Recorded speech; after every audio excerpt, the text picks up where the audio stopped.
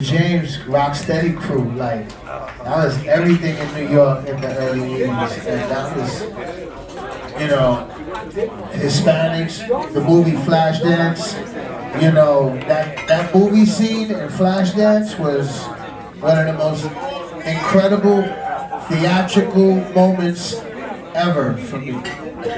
And you know, shout out, rest in peace, Frosty Freeze. Shout out Ken Swift, and Crazy Legs, and Mr. Freeze, and everybody, Normski, everybody involved in that scene. That scene, y'all laughing.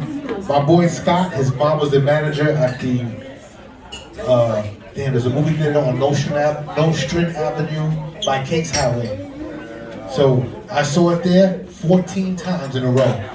And no disrespect to what's the girls, that Jennifer Beal? No disrespect to her. I didn't see the movie for her. I wanted to see Crazy Legs again, over and over again. So every time I saw it was right after I love rock and roll. If you watch the movie after the rock and roll, then the Jimmy Castle comes in. 6 G-Unit videos together, 2 Reebok commercials together. What else?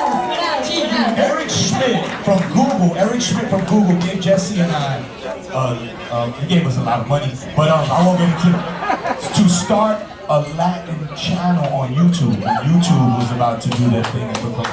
One of those things.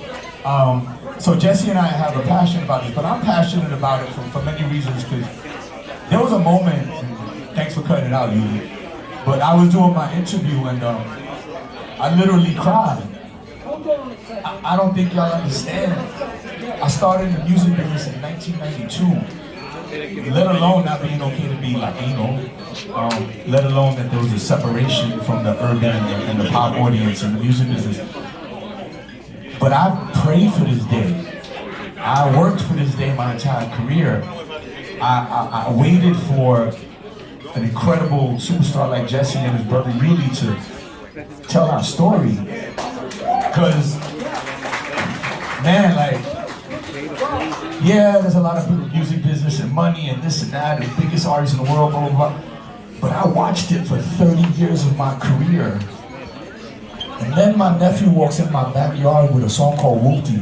My blood nephew walks into my backyard with a song called Wooty. And I didn't have to call Manuel, I didn't have to call Osuna, they called us. I didn't have to call El Alfa, he called us. I didn't have to work for it, it just came. And I saw this unification. Because I used to joke around, I love Wu-Tang Clan. I used to joke around that CJ's a bridge. And I'm seeing all these other bridges being made now. There's only one way to get on off of Staten Island, and that's to take a bridge or the Staten Island Ferry. And there's 3 bridges. But CJ was the bridge between hip hop and Latin. CJ was the bridge between old school and new school. And CJ was the bridge between an old-ass executive and a brand new artist. But then I saw all these other bridges. I saw Bunny build a bridge, and I saw Balvin build a bridge, and I saw Beyonce build a bridge, and I'm like, look at all these bridges. We're all connected. Yeah, the money's great.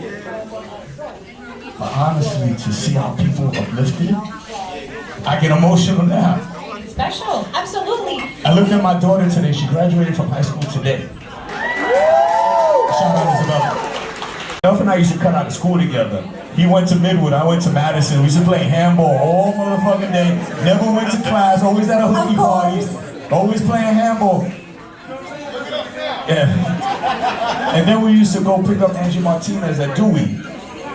And I sit back and I'm like, we were 16 years old. And now look at us. Thank God for you, thank God for you, Jesse. Thank God for hip hop. Can I just say something too?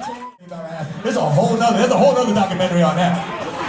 But let's be real, yes, thank you for that. You know why? Because Bad Boy changed my life.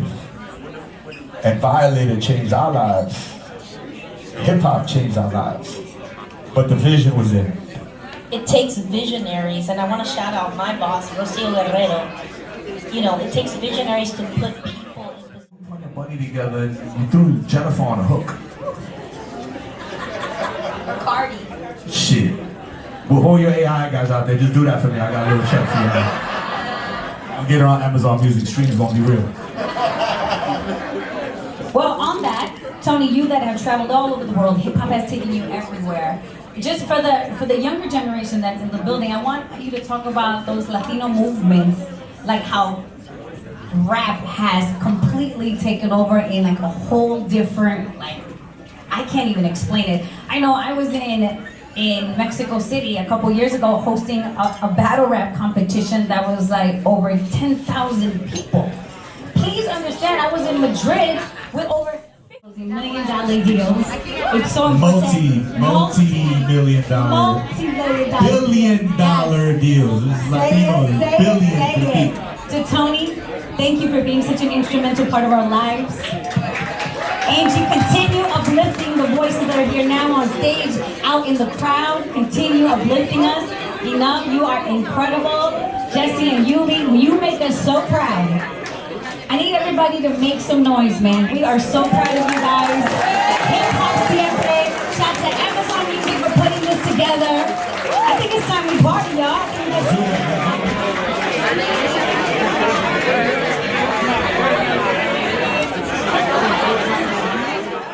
Tony, because you are so, like, you're someone who's traveled the world. Talk about those movements that you've seen.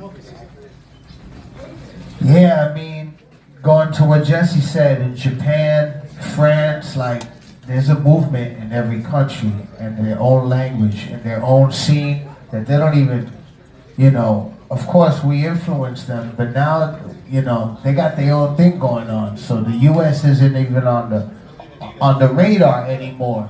They got their own shit going on. And with that being said, you know, it's an accomplishment for us and the guys and the older heads that set it all up. It's beyond our control. And, you know, the battle rap scene is one whole thing. The reggaeton is over here, like DJ movements over there. You know, like Louis Vega there, like selling out stadiums. It's like, it's Lean back, lean back,